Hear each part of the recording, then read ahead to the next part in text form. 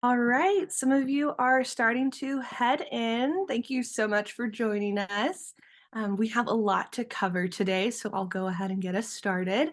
My name is Savannah Lawrence. I am also known as Popcorn at camp, and I'm the administrative director at Emerald Cove Day Camp. And I'm so excited to welcome you to join the pod. This is our last Join the Pod before the start of summer. Can you believe it? So many weeks have gone by and we're just gearing up for just another great summer. But before we get started, I just want to go over a couple of things. One is that this is a recorded webinar, so you can have access to this later. We will email you a copy or a recording, and then you also have access to the recording on our website or also our YouTube channel. So if you need to look back and refresh your memory before the start of a session, please do so. And lastly, we do have a Q&A portion at the end of our conversation. So if you have any questions, just throw them in the chat and we will be answering them. So we're excited to hear from you, and we're excited just to dive into today's topic, which is a day in the life at Emerald Cove Day Camp. All right, well, I'm going to pass it over to our other directors. So hang tight with me as I bring them back on the screen. Well, welcome to Join the Pod. I'm Dylan Wade, the director of Emerald Cove Day Camp. I'm also known as Levi the Nature Guy. And next to me here is Cameron Camo Ostrander, our assistant director. As many of you may or may not know, our camper groups are called pods. And we want to take time each month to connect with you as parents about the hows and the whys of Emerald Cove Day Camp. So come join us today as we talk about the day in the life of a camper at Emerald Cove Day Camp. So our mission at ECDC is to create an environment of God's love such that all members of the ECDC community grow in character, skills, relationships, and faith. And today, one way we can help both our campers and parents grow is through our camp schedule. You may wonder, how does that happen? How does a camp schedule allow for growth of our campers? So our camp day is jam-packed, full of fun, but also amazing opportunities to try new things, to meet new people, to strengthen their already existing skills and relationships. And so it's a wonderful way to grow. So let's go a little bit more into those details, Cameron. Yeah, so thank you. But yeah, to give you a brief overview of what we do at camp, our camp days start at 8:45 and we run till around 3. And throughout the day, there's scheduled time for our higher energy activities and also our lower energy activities. And we have such amazing staff that are so equipped and attuned to what your campers' needs are. So if they're experiencing a lot of time in the sun and feeling a little tired, they have the flexibility to totally shift and to maybe change their afternoon activity to maybe a lower energy activity to gear to his campers. So that's super cool. We also prioritize keeping your kids hydrated and cool in our hot summer days. And so we'll incorporate water and just opportunities to be in shade. And it is a super awesome jam-packed day. And that can look different every day, which we'll go into later. But yes, and then anything we do at ECDC, our campers have the opportunity to experience imaginative play. And they get that through all camp games and also little moments with their staff that they have the creative freedom and liberty to take that on themselves. We play hard and we work hard at camp, and through that, we have just ultimate opportunities to teach your campers essential skills of friendship making, friendship keeping, how to challenge themselves in safe and healthy ways, and to try new things. And it's not scary to try new things. So yeah, that's pretty much a brief overview. Yeah, great. Yeah. So I think we'll take some time now just to go through a typical day at camp. So that's there mostly our Mondays and our Tuesdays, and maybe there's several mornings, but we'll kind of go through that. So we have some photos to show you, to just give you an idea of what it looks like at camp, so kind of help you follow along as we're talking. The first part of the day starts with a transition from home to camp. And that is from you as a parent or a caregiver to the counselor at drop off. So we feel like this transition is one of our most important. And so a new camper, or even one returning for their 5th year, is going to have some butterflies. They're going to feel a little anxious, a little, what's the unknown is about to happen, and they don't. That's can be a little scary. Mm-hmm. So we want to make this a great transition for them. So we've trained our staff to move towards our campers as they arrive. So they're going to, as they come by, they're going to introduce themselves. They're going to call that camper by name. We've already given them all the names and who's coming. So once they're going to come over sharing their name. We're going to have name tags on our staff, so they're ready easily to share who they are. They're going to start them right off, introducing you to the other campers if they're there, and starting in playing games. So all these tools are designed to help our campers move past these big butterflies and more towards feelings of curiosity, joy, and wonder. So that's our kind of the how we do that to help them transition into camp. Once they're all there, once we've checked them all off, then it's time to get them ready for our next part of the day, which is amp up. Mm-hmm. So Cameron, what's going on at amp up? Amp up? Why did we call it amp up? Well, amp up is our morning assembly, our all camp morning assembly. And it typically is to amp up camp. We get amped for the day. We get excited, and through that we do, oh, thank you. Sorry, let me change the slide. There we go. So through that we have songs that we sing, repeat after me songs that our staff lead. And there's also opportunity for new characters to come where they share a story or do a song, and just get to rally the kids up for the day, get them excited. They might get a little wet with some water to get them refreshed and hydrated for the day.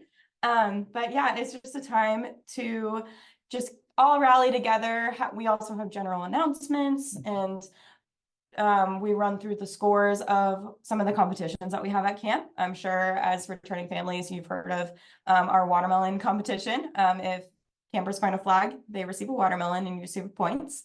We also have our Emerald versus Cove game, so we update scores on that and just do general announcements. And then after amp up, they're dismissed to discovery time. Yeah. So discovery time, well, this is what time when they get back in their groups and they head over with their counselor to their spot. They've kind of this little area that they'll be meeting every day. The first discovery time is a little bit of getting to know you on that very first day and setting some of the ground rules for their pod. What can they expect? What are the boundaries? And how do we go about being a little family for the next 2 weeks? So then all the remaining discovery times are more centered around snack. So they're going to bring a snack to, this is where parents, if you have an opportunity to pack that extra snack there, this is where they're going to eat it. And then also we're going to kind of gather around a Bible story. So the counselor will share a Bible story, and that they'll have chance to discuss it and go over it. But it also just sets a tone for the day. Mm-hmm. So this is something that we train our staff. It's not just we read a Bible story and go on. We read a Bible story, and then how does that Bible story fit into the rest of our day? Mm-hmm. And so it kind of sets a tone. It gets their energy ready for the very full, active day. And then, yeah, as soon as this happens, this is also a chance to, get their sunscreen going, get it ready, put their things, get their hydrated, ready to go. off to their first activity. Yeah. So where is that and what happens? So we have many activities at camp, but this is our time for our first and second activities. Each activity period is around 40 to 45 minutes. And like I mentioned before, it's a variety between high energy activities and lower energy activities. So you could be scaling a rock wall, or you could be doing arts and crafts. All of our activities are outdoors besides arts and crafts, which is really cool for kids to be in the sun. And that's why sunscreen is so important. And getting opportunity to be creative outside. And for our crafts, they are inside in air conditioning, and it's another lower energy activity where they can be cool and calm and just show their creative expression, which is really sweet. And each pod will have the opportunity to experience every single activity, and some may even do it twice. We have some pods that also really like arts and crafts or really want to visit nature again and might ask if they can hang out with the nature specialist a little bit more, or like go do another activity or try again on the rock wall. And so we have the luxury of having flexibility at camp, and we want to cater to your kids as best as we can. And so we are able to move stuff around if we see it necessary, which is really sweet. But Yeah. Sounds like a lot of fun. And I'm sure by the end of their second morning activity, they're going to be hungry. Yeah. So this is the time for lunch comes next. So they will then transition to lunch, where they'll sit down in a nice cool spot in the shade to grab all their lunch pails and head over with their water bottles, sit down, relax with their counselors, and it can either be a debriefing the day while they eat. So far, how's that going? Talking about the discovery time, or it's riddles. We'll have some riddles. We actually have a whole book of little things to do on the in-between times, and so they can sit down and have a fun. Like, camp doesn't stop at this time during lunch. It continues on with some cool but lower energy kind of activities, and lets them a chance to eat and eat well before kind of transitioning to our next thing, which is story time. And then it's story time. We go into the multi-purpose room at our camp, where the inside air conditioned kind of gets a chance to cool off a little bit, rest and digest, while an awesome little story is happening. So our staff get a chance to stand up there and share a story. This could be just a one-person thing, or it could involve several of our staff. There could be characters involved. It could end with a moral or a call to action, or sometimes the story is interrupted all of a sudden by some new characters that come in through the door. Yeah. And that leads us into our adventure game activity in the afternoon. Those are on special occasions, but that kind of gives you an idea of that this time is with eating kind of ready to go, and gets them ready for our last activity today. Yeah. So this is when it's our last activity period. And again, it's 40 to 45 minutes. This activity period is after lunch, and so the sun is at its peak, and it's the hottest time of the day at camp. So this is when we break out the water slide. We incorporate water into some of our activities. At archery, we sometimes shoot water balloons instead.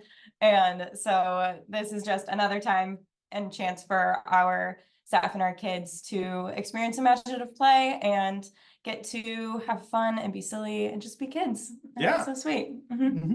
Oh, sorry. And then when they transition to amp down. So similar to amp up, we also have amp down.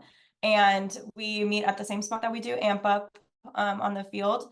And it is an opportunity for our staff to recognize and highlight some of our campers. For some of our returning families, I'm sure you've heard of highlights. And our staff get to call up our campers one at a time. Thank you. And get to share just an affirmation and a quality that they've seen in their campers that reflect just an amazing character quality of them. And so This could be anything from, I'm really proud of your determination and your grit on the rock wall, and even though you overcame your fears and persevered, and just sharing how proud they are of them, to a variety of different things. But yeah, it is a special time at our camp, and something special that we do at Emerald Cove Day Camp that follows our kids home, and they leave camp just feeling a sense of accomplishment and pride in who they are, in their character and in their hearts, and not based on like an achievement of hitting the bullseye or anything. It's based on their character growth and their beautiful character traits.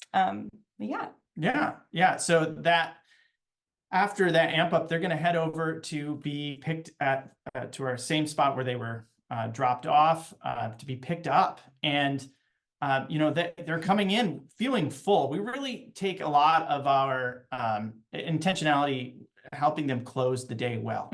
So we've reflected, we've kind of recapped the day. They've whether they were highlighted that day or not, they'll see someone in their pod most likely being highlighted, or someone they know highlighted, and that fills them up as well. And so they're going home with those stories of the day right at the top, ready for them to share with you at pickup. So we really are intentional with this process of pickup as well. You'll come in and a little bit into camp, find your counselor where your camper is, to sign them out at our sign out sheet. And this is this process of every day. We encourage the interaction with our parents. We actually train our staff and say, how do we, what to say when a parent comes in and picks up their camper, how we're sharing and giving feedback on the day, giving you little tidbits, maybe even a prompt to ask your camper on the way home, so they can start to share a little bit more too.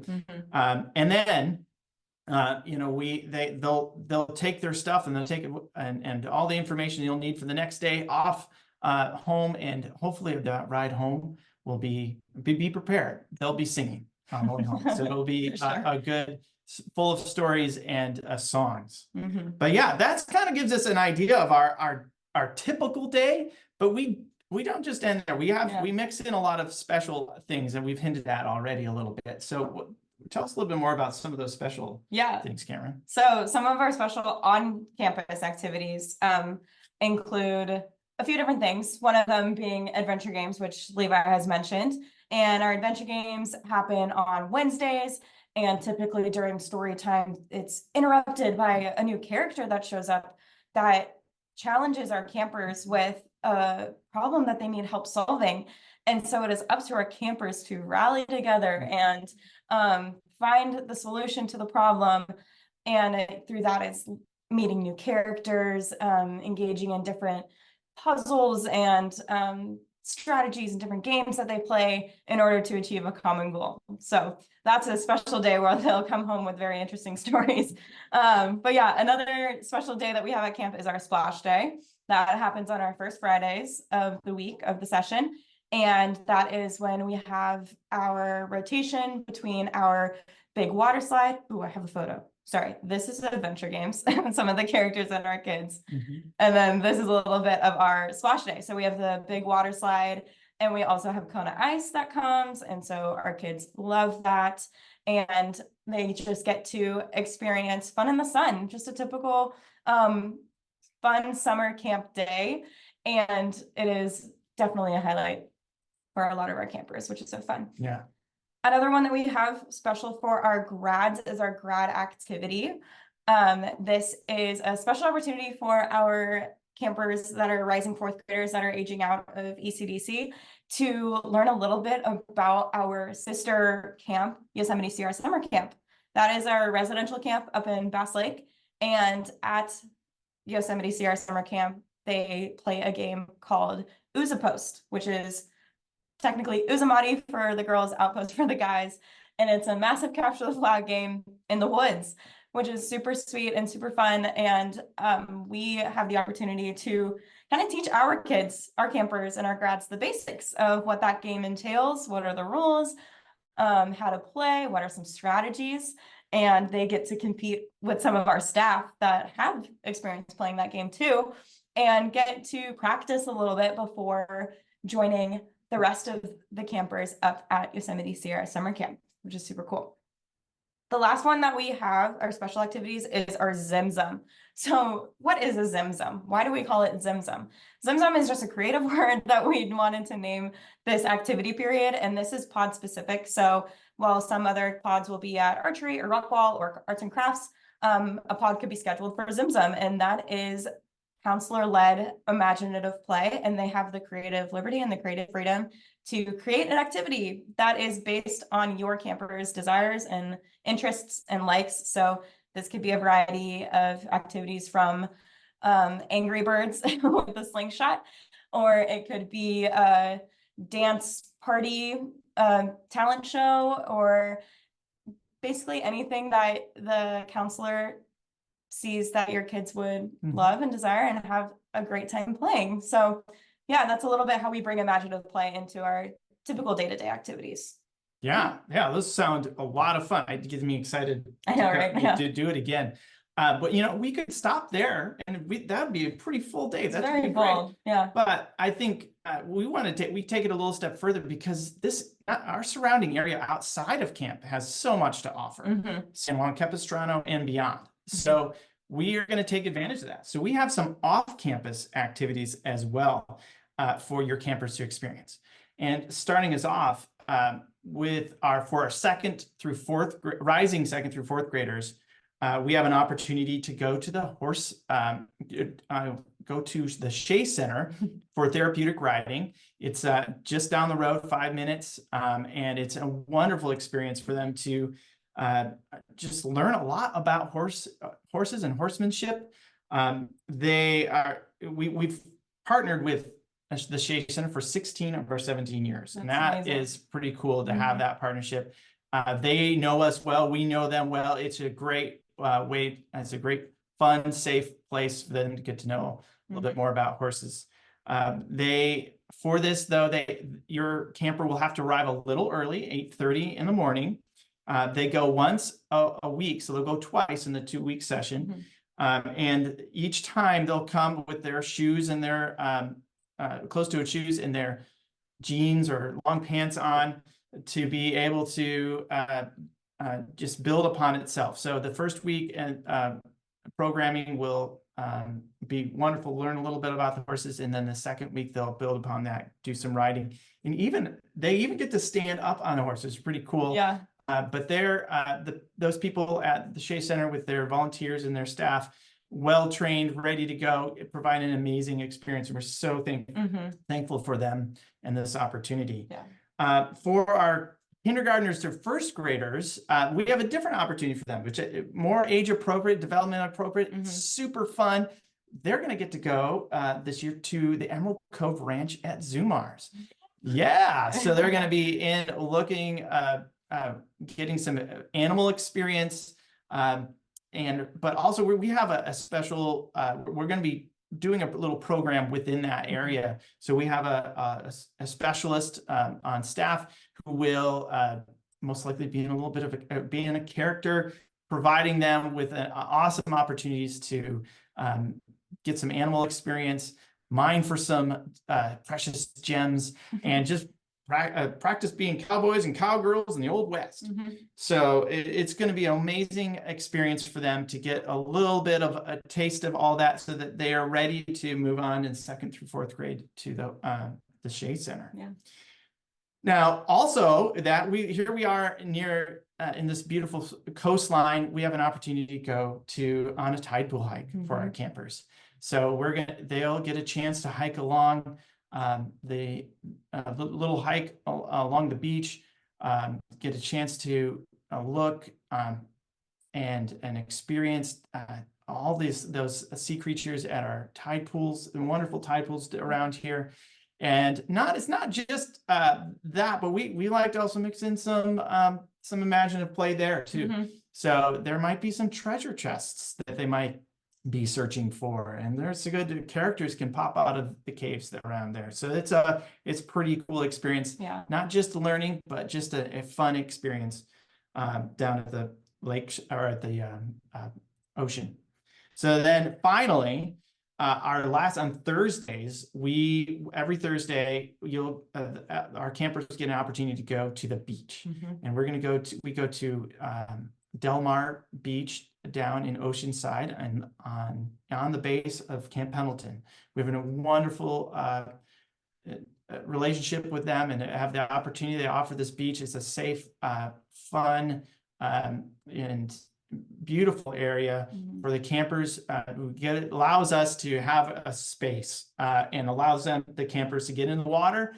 Gets some really cool opportunities to jump in and get wet, and also sand castles and all the kinds of other fun things to do at the beach. So about 2 or 3 hours a day on those Thursdays. So that's kind of all these opportunities to do off campus as well. And so it's really neat to mix all that in. It definitely gives that, it kind of mixes up and gives us a different feel to our days when we're off campus too. Yeah, for sure. And throughout all of these off-campus activities, camp doesn't stop in the in-between. So we have bus rides that's where you hear all of the repeat after me songs and all of the chants. And so that's what you're going to be hearing in the car on the way home. But camp doesn't stop there. And we do teach our staff about how to carry the magic with them and keep the energy up, even in the in-between times. But yes. Yeah. So, I think we've done this, the structure that we've had, there are parts of this that we've kept for most of our 17 years, and parts every year we'll add, or we'll look at it, what's worked, what hasn't. It's kind of evolved as we've gone along too. But what we've learned is that this structure that we're providing allows for a lot of growth within our within our camp staff, not only our campers, our staff, and our parents as well. So, for the first 3 days, we're establishing a routine. It looks a little similar, but that allows our campers to feel safe to try new things as they get used to camp and understand what's going on. And we kind of start to mix things up on our beach days and splash days. But then the second week we'll reestablish some things before moving on to our just to reestablish the things to move to get us ready for that finish our session very well with all kinds of with the our last beach day and then the last day of camp, which is all about reflecting on all that growth that's happened throughout the 2 weeks. So that's kind of the idea behind why we do it this way. And it kind of, hopefully this gives you a good idea of just what happens at camp and how that all works. Yeah. So, that's what we have for you. But I was wondering, Savannah, do we have any questions for us as we look towards the end? Thank you.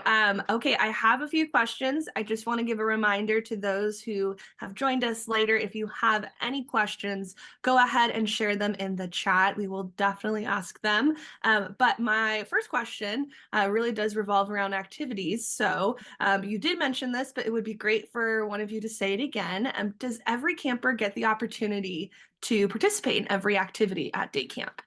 Yeah, I'll take that one. Yes, every camper does get the opportunity to participate in every activity at camp, which is super cool. We prioritize our activity schedule and plan and work really hard to ensure that everyone receives or gets to experience every activity, and some may even experience it twice. Like I mentioned, depending on the likes and desires of certain activities, we have the opportunity to work with our activities team and our activity specialists to listen to our kids' needs. And if they want to do crafts again, maybe we can do crafts again. And so it's super sweet. But yes, good question. Awesome. All right, so I have a couple questions. Thank you so much, parents, for asking these. First question is, how many campers are in each pod group? Oh yeah, that's a good one. So it can range in size, but typically the typical one is 7 to 8 campers in a pod group. And that is just a great size for, not only are they going to be probably there with someone they don't know, and they have a chance to meet some new campers or new friends. Mhm. And then also it's a perfect size to get through all our activities. So they can, everyone will get an opportunity to, participate in archery and the rock wall and arts and crafts. Oh, that just is our typical size. We might be a little smaller than that, and sometimes maybe a little bit bigger, depending on our numbers and how that all fits together. But that is our typical size. Awesome. Next question is, can you just share a brief overview of the process for selecting camp staff and how we select camp counselors more specifically? I love that. Yeah. Yeah. So, not a lot of people know this or ask about this, but our staff interview process is pretty in depth. They first submit an application, and we have a first interview with them, checking their camp experience, their kid experience. All of our staff has at least some kid experience, whether that's babysitting or they've done VBS before, or worked on sports teams or cheer teams or anything like that, leading a kids camp. And so they all have experience working with kids. And after their first initial interview, we actually check references for them. A lot of our staff, they're anywhere from around 16 to around 24-ish aged staff members. And we check with the people that that know them and can speak on their work ethic and their just ability to perform in this role. It's a hard job to put on camp every single day. And so we really prioritize looking for good quality staff who can come alongside us and work with us in our mission and growing our community through character, skills, relationships, and faith. And I would also say that a good portion of our staff, a little over 50%, were either once campers at Emerald Cove Day Camp or YSSC. And so it's really cool to see them wanting to come back. Having experienced it and wanting to give back. And so it's kind of brings that. So there's a lot of institutional knowledge already in there, and it allows our staff learn a lot from each other. So through our training, through all that, they can really kind of bring that essence of camp to all our campers right off the bat, and that's really neat. I think it's a really kind of cool thing about our camp, and it's now going long enough. This is kind of allows for this to happen, and it's kind of beautiful to see. But that's a great question about our staff. We could talk forever about our staff if you wanted to. We could keep on going, but that hopefully that answers your question about it. It is a big process of our spring is putting together this staff and making sure that we're bringing some of the best people around for our campers. Yeah, I will say we do a 1 to 2 week training depending on the role. Our leaders get 2 weeks, and all of our staff go through a week-long training and just learning more about your kids and the best strategies. Awesome. We have a lot of questions, so keep that in mind as you're answering. We'll keep going. So this is still in the realm of staffing, but are our staff all Christian? That was one of our most recent questions regarding staff. So yes, the answer is that yes. We do understand that these are young, some of our young staff, but it is very important to us that they have some faith.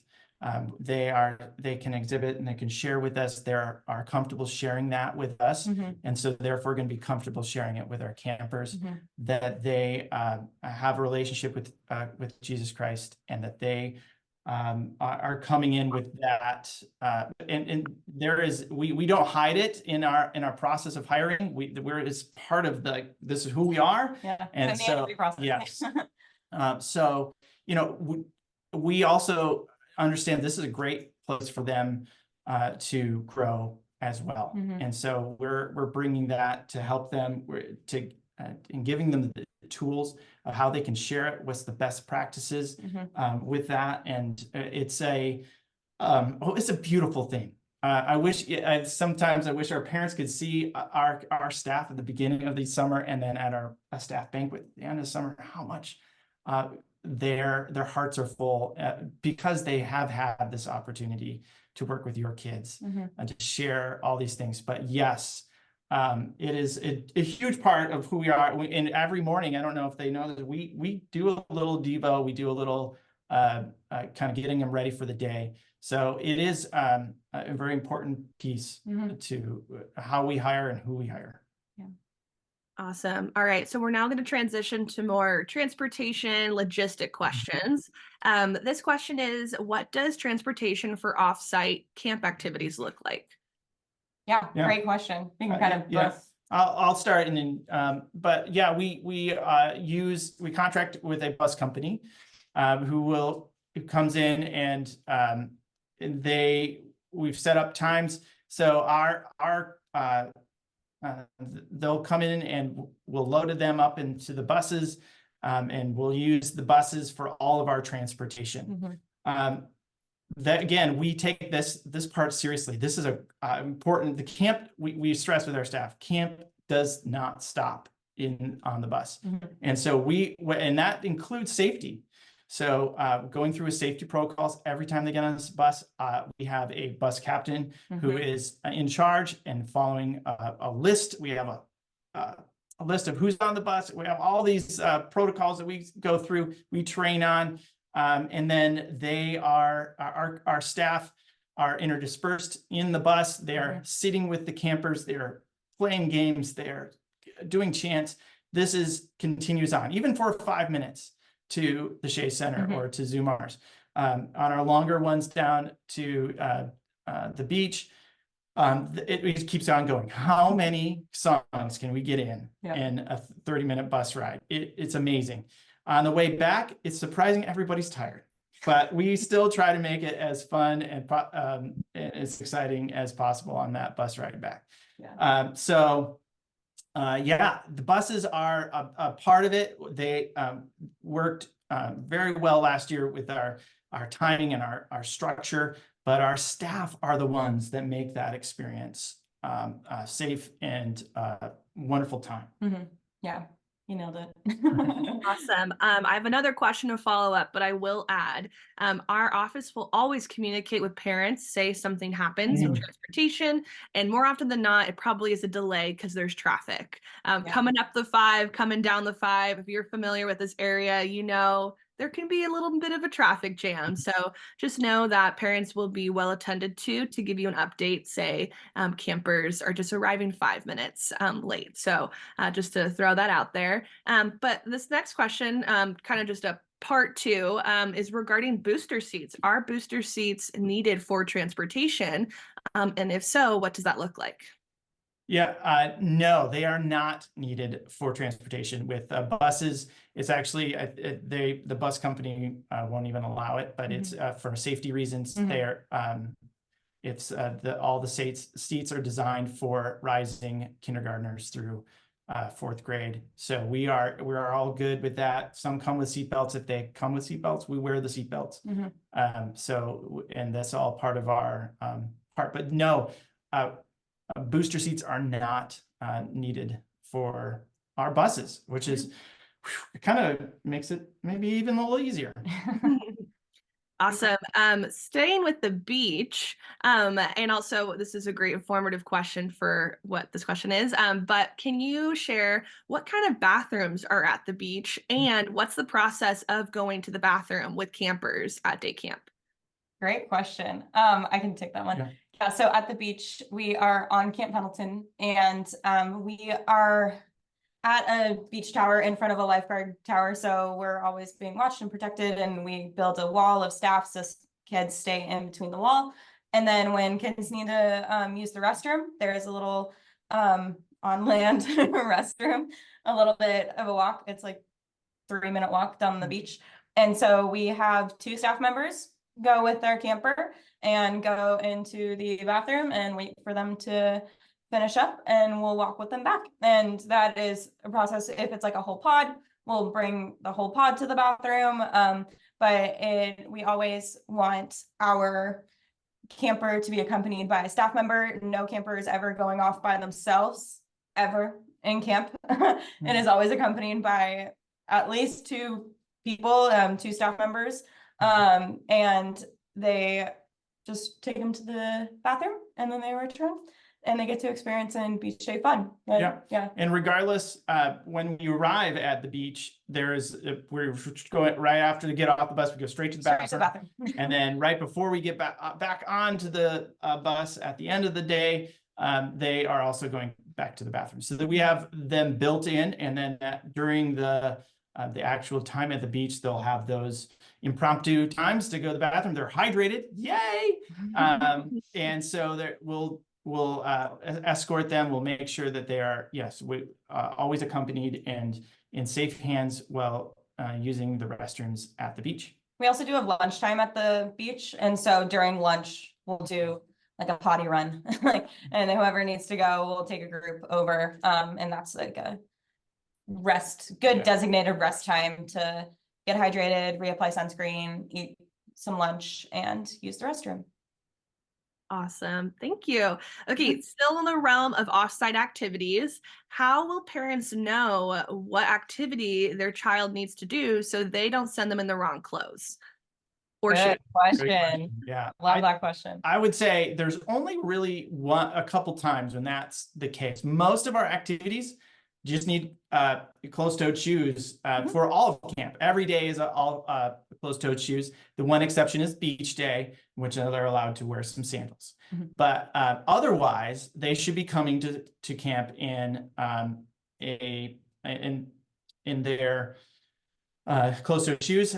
If we have a slip and slide or things like that, I would just pack a bathing suit, and they'll get a chance to change into that in our bathrooms, and we'll be able to kind of switch that up. In bathing suit and a towel, always good to just have that. We might get them wet anytime, so if that's something that can just maybe be an everyday thing. But otherwise, horses, if they're going to horses, that would be the time where they need long pants and closed-toed shoes. So and then you can pack some shorts for afterwards to change into back into a regular camp day garb. But you will receive a schedule. Yes. First week of camp, first day, of what to bring and where your camper is going each day, and that is distinguished by the pod name. And so you'll receive, on Monday, counselor name too. And counselor name. So on Monday, it's the seahorses with Piglet and the narwhals with Splash, and those are going to horses. And so you'll have a full list of who's going where, when, for our offsite activities.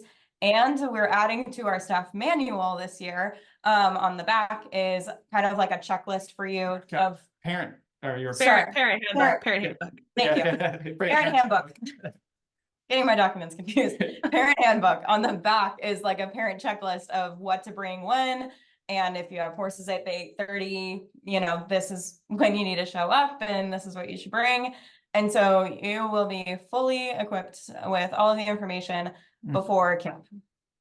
Yes, we at the office keep you very much up to date. You will be maybe sick of us from how many emails we've had, but we want to make sure that our parents are well equipped before camp even starts and throughout the whole session. So thank you for that question.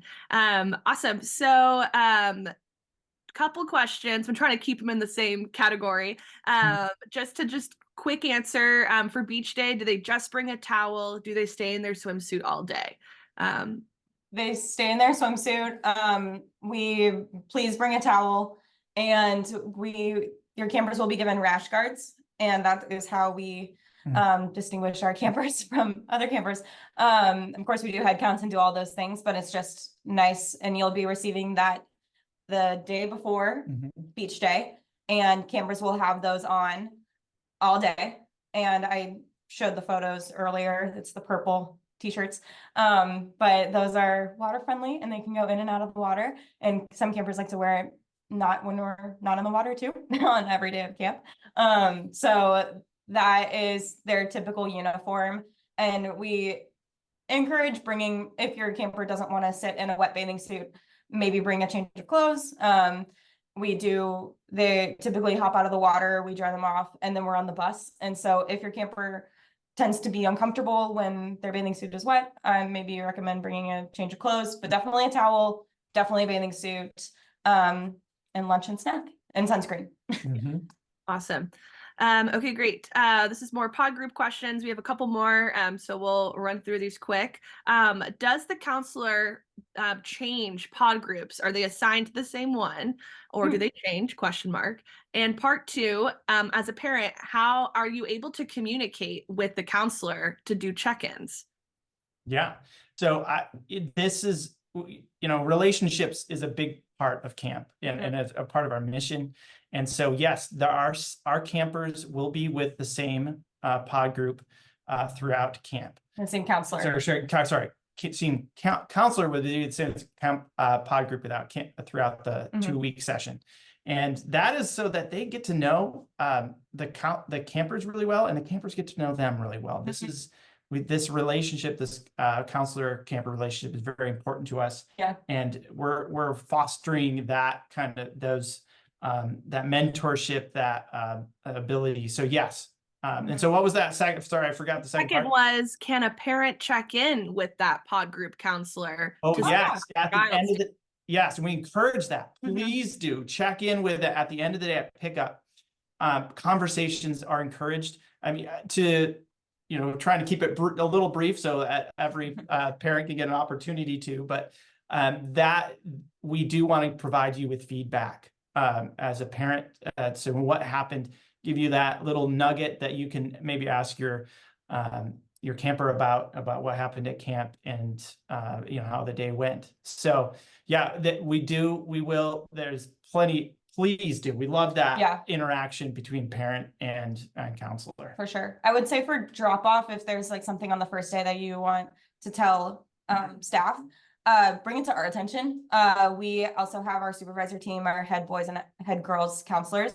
And so during our first day of drop off and pickup, it's kind of chaotic. There's a lot of people, and the staff counselors are coming in and coming out, grabbing their kids and starting the camp environment and energy, and with games and songs and chants and stuff. And so it could be a little harder to communicate something during drop off, and we will be there in the front talking with you guys. And so if there's anything that should be brought to our attention about your camper, please feel comfortable to give us a call before, talk with us there. These are our faces, so you remember us, but please feel free to give us a call literally anytime, and we would love to chat more about anything that your camper needs so they can have the best experience at camp. Awesome. Just 3 more questions. You guys are doing great. This question I would love Dylan to answer. But before I ask this question, this is just a great one where you would want to encourage a conversation, or we would encourage a conversation with a director. So if you are a parent who asks this question, please initiate a phone call with us so we can talk more about this. But the question is, can children with a physical limitation attend day camp? Yeah, that's a good question. And I would say, I think you nailed it, Savannah. We would love to have, we feel like we have the ability to adapt and accommodate for many campers, for many different, coming from all over the place. And so what we would do is, I'd love to share. I'd love to talk and hear and listen to what what that camper can bring to camp and what we can do. And we kind of do it on a case-by-case basis to make sure not only it's just make sure that our camp is a good fit for them, so that they can really thrive. And we feel like on most occasions that it is going to work out that way. But yeah, I think I would love to have that conversation, sit down and learn a little bit more. Yeah. Awesome. Yes, please reach out to us, email us, call us. We're available. So thank you to that parent who asked that question. Just two more. This question is regarding just camp activities and camper participation, lack of and more eagerness for maybe a specific activity. But to what extent does day camp let campers choose the activity they want to do? What if they don't want to do arts and crafts all day and they don't want to participate in anything else but arts and craft? That is just an example. Thank you for that question. Good question. So we, like I mentioned before, we have an activity schedule that we plan out before camp starts, and it is very intricate and meticulous, and we take a lot of time and energy putting that together. So that's how everyone gets the opportunity to try every activity. And that's a good question about how flexible it is. With our activities team and with our counselors, if there's a activity that, you know, might not spark a lot of attention or energy from arts and crafts, our staff are equipped and our activity specialists are equipped to kind of listen to the campers' needs and cater a certain activity or challenge for them to achieve during that time. If it's, let me think of an example. If it's like the rock wall and they're, you know, nervous to get on the rock wall, maybe it is encouraging your pod mates to climb the rock wall and helping them in a different way. If it's through arts and crafts and maybe they don't like or not having fun with the friendship bracelets that we're making, maybe they can draw or imagine a new world that they want to create one day, or just get those imaginative juices flowing, is kind of the goal in all of our activities. And so based on our kids and our counselors, we can communicate with our activity specialists and with our head of activities to kind of communicate if there is kind of a lack of interest in certain activities or lower energy activities or a heightened interest in certain activities. How can we work together to have your campers experience the best week session of camp? Yeah, I'd say that, you know, they throughout the 2 weeks, they're going to get a chance to try every single activity that we have, age appropriately, and we do kind of structure. So a kindergartner's version of archery is going to look a little different than the rising fourth grader. Yeah. So we're going to challenge them in certain ways that helps them keep them interested. We're differentiating a lot of our activities to reach and to make that interesting. We training our staff to notice those things. How can we and make that those adjustments to make it a special thing? Like you said, I think you said it very well with that. We're just being aware, but they will.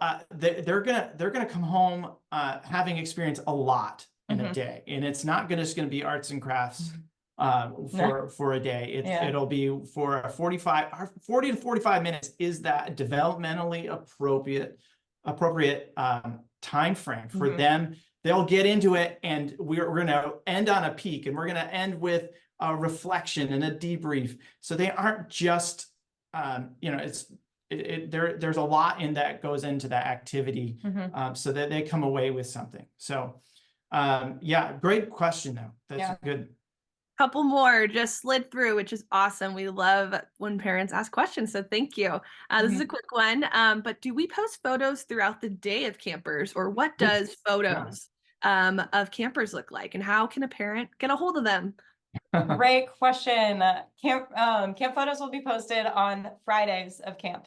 So at the end of the week. And that is where you can log into your parent account on, what is it called? A Camp Minder. Camp Minder. Yeah. And Camp in Touch, that's what it is. And you get to access your photos online, and you can either pay to have them downloaded, or you can share them through email or Facebook for free with a friend. And so that is how we share photos online. And you can also see on our social media pages when they get posted, and we'll be posting updates of when those are uploaded. But Fridays at the end of the week at camp, that's the fastest that we can do it. So we appreciate your patience during that week, and they're amazing photos by the end of the week. So yeah, they're great. We have a professional photographer, Cheese, coming in Cheese. and taking some great photos for you guys. So it's wonderful.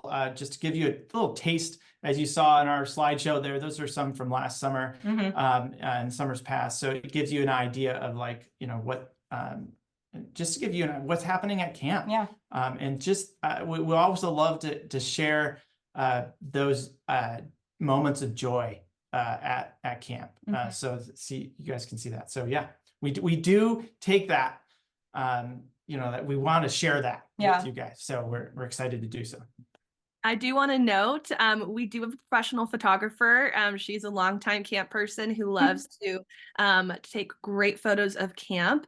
Just a reminder for parents, we are not paparazzi, so we are not here to capture thousands of photos of your child. As great as that may sound, it's really challenging because kids are running around doing all these different activities. So the photos you'll see are really great, candid shots of them accomplishing the rock wall, or really, you know, getting really concentrated with a bow and arrow, and some smiley photos at the camera. You may see more girls smile than boys. Typically, our boys love to run away from the camera, and that's the same at the residential camp.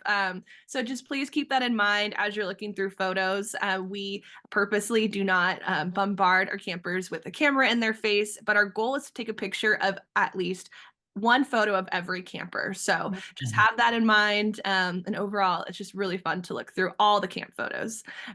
Great. Well, my last question, thank you for your patience from this parent.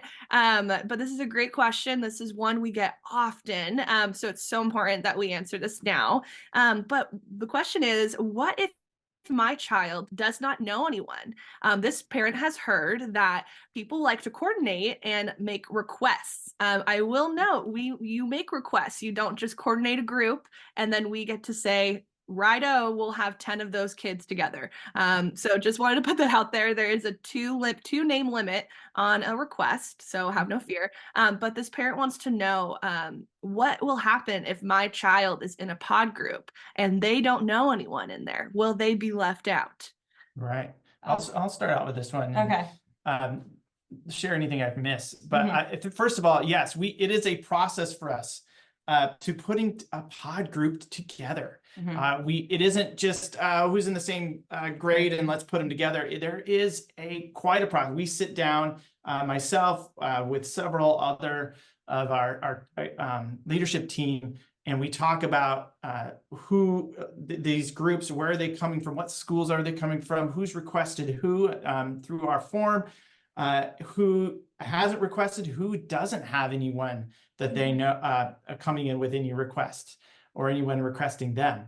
So we take all that into account, and we always try, our best to put those who don't have any friends or know anyone coming into that pod group with somebody else who is in a similar situation.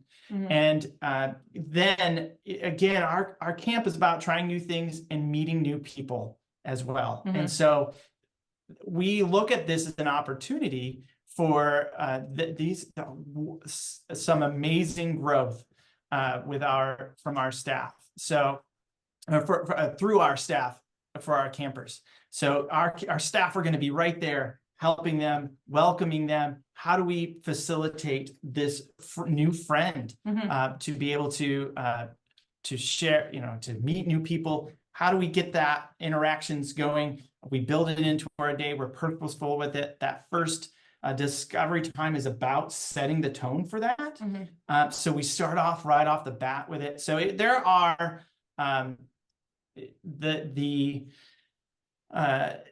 there is a lot of intentionality in how we approach it to allow those campers coming in, maybe, and their butterflies are gonna be a little bit bigger maybe than others who know somebody coming in, and we understand that, and we're there for them. We're in it with them, and trying to so by the end of those 2 weeks, they know everybody's name in their pod, and they are ready to to share. Oh, like I met this person. They know these things. I'm speaking from a experience.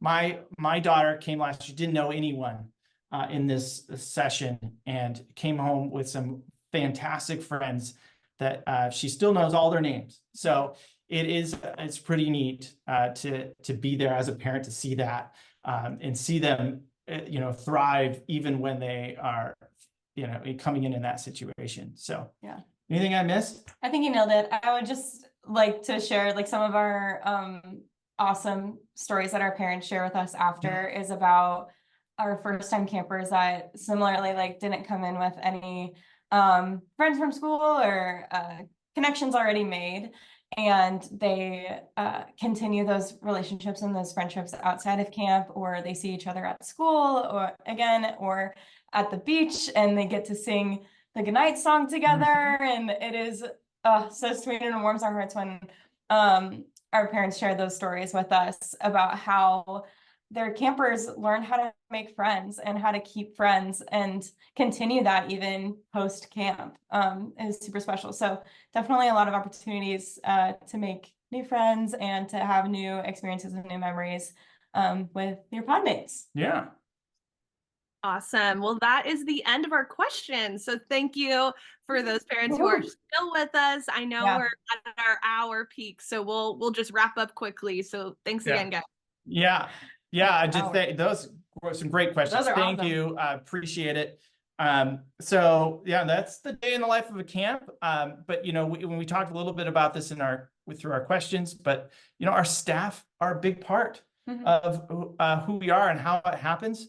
And so we have some news around that we wanted to share.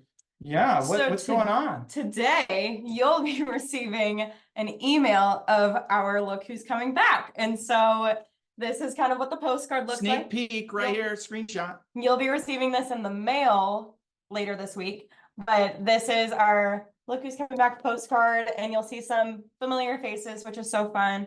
And yeah, they'll be arriving in our mailbox. We have great staff returning this year, and so we're so excited for you to see them in person again this summer.